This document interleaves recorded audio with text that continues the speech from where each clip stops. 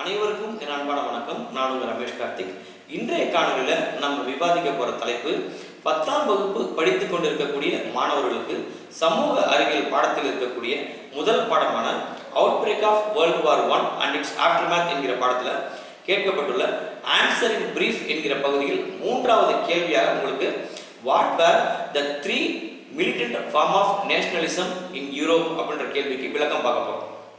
இந்த 3 நாடுகள் ஐரோப்பிய நாடுகளில் குறிப்பான 3 நாடுகள், ஒன்று பிரிட்டன், இன்னொன்று பிரான்ஸ், இன்னொன்று ஜெர்மனி. இந்த 3 நாடுகளில் கடைபிடிக்கப்பட்ட அதி தீவிரமான தேசப்பற்று கொள்கை அல்லது வெளியுறவு கொள்கை தான் மிலிட்டன்ட் ஃபார்ம் ஆஃப் நேஷனலிசம் அப்படின்னு அவங்க சொல்றாங்க.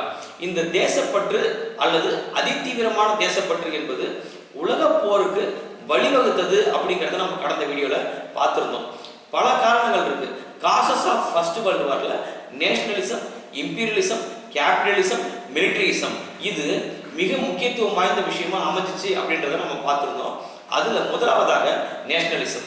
இந்த நேஷனலிசம் என்பது இருக்கலாம், தேசிய உணர்வு என்பது இருக்கலாம், ஆனால் அது கண்மூடித்தனமாக அதிதீவிரமாக மற்ற நாடுகளுக்கு எதிராக அமையும் அப்படின்னு சொன்னா அது உலக போருக்கு வழிவகுக்கும்.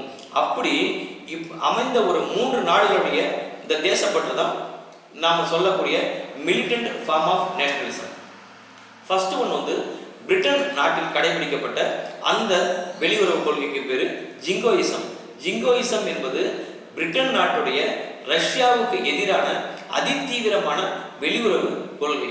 இரண்டாவது ஜெர்மனி நாட்டில் கடைபிடிக்கப்பட்ட குல்டூர் என்று சொல்லக்கூடிய தேசப்பற்று கலாச்சாரம். இந்த தேசப்பற்று கலாச்சாரமானது ஜெர்மானியர்களுக்கே சொந்தமானது என்பதை வலியுறுத்தும் விதமாக அமைந்ததனால அது ஒரு பொலிட்டிக்கல் அண்ட்ரஸ்டை கொண்டு வந்து விட்டுச்சு.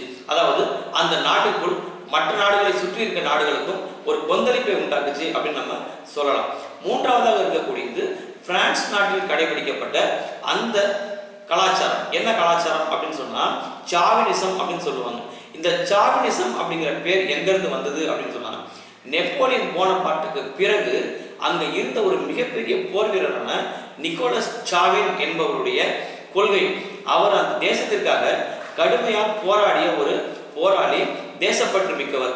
அவருடைய கொள்கைகள் தான் பிற்காலத்துல அவருக்கு பேரின் பின்னால் ஒரு இசம் உருவாகிறதுக்கு காரணமா அமைஞ்சது.